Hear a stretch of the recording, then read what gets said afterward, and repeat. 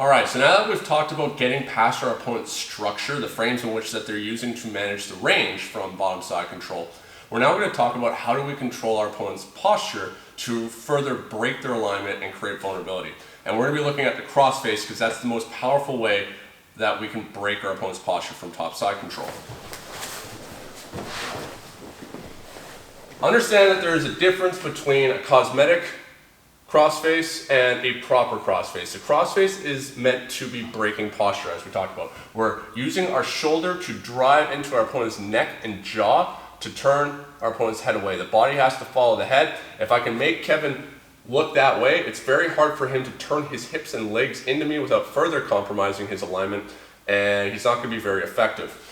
If I'm sitting in this pretty typical beginner jiu-jitsu side control where I'm dead toes on my knees and I have this underhook that's not really doing anything, I have this crossface but my hands are getting gripped together, we can see that Kevin's actually still looking straight up. He's still in posture, structure, and base.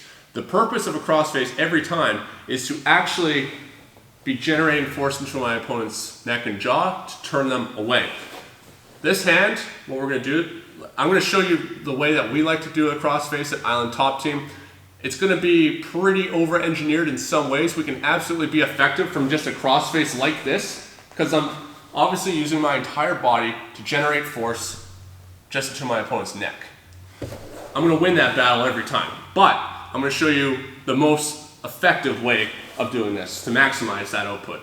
This hand, I'm going to grab the fingers into the back of Kevin's armpit, and I'm going to drop my shoulder and I'm going to close my elbow and pull Kevin into me.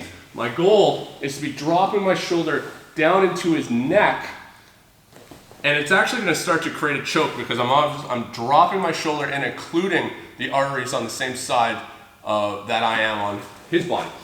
As I start doing that, Kevin's going to tuck his chin to try and protect himself, in which case now I'm going to be accessing the jaw as a lever to the spine to turn his head away. I'm not going to be on my knees. Once again, I can absolutely be effective here because it's my entire body versus neck, but I have weight transferring through gravity just into the ground right now. It makes me much lighter to him because I have a bunch of useless force transferring into the floor. What we want to do is create a high pounds per square inch, so I'm going to be maximizing pressure by limiting how much of my body is in contact with the floor and Kevin, and I want to try and transfer all that force into my shoulder. So I'm going to get up and onto my feet. By lifting my hips up, I now have a point of contact with my 2 feet and with my shoulder into Kevin's neck. So I've now made myself way heavier than I would feel normally, especially with my lanky body type. I'm not a very strong or heavy person, but if I understand how to maximize the pounds per square inch by choosing where I'm concentrating force, I can actually make myself a lot heavier than I normally would be.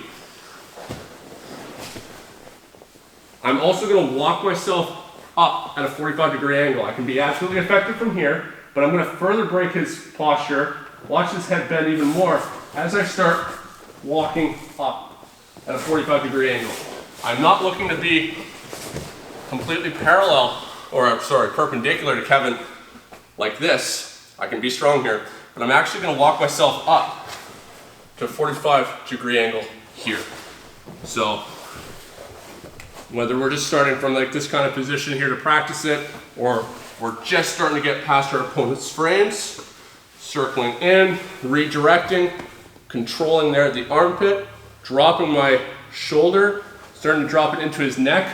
I'm going to roll this shoulder down, this shoulder up, so that if I'm laying like this, I have weight going into my chest, into Kevin's chest. And while this is good for direct rotational control, I'm once again spreading out the surface area of which I'm generating and applying force, and this is going to be more comfortable for him. I want to isolate the force, concentrate it into my shoulder. So I'm going to roll this shoulder down and start almost looking upwards to the sky. You see some people teach this when they're explaining side control. Up on my feet, walking up at a 45-degree angle, and this is extremely uncomfortable for Kevin. This arm is here to check and manage the legs if Kevin was to, for some reason, manage to try and be flexible and try and re-guard by getting his legs in between our hips. So try and always think about, as we're actually getting this crossface, do not settle for a cosmetic crossface. Make sure that you're actually breaking your opponent's posture to be effective.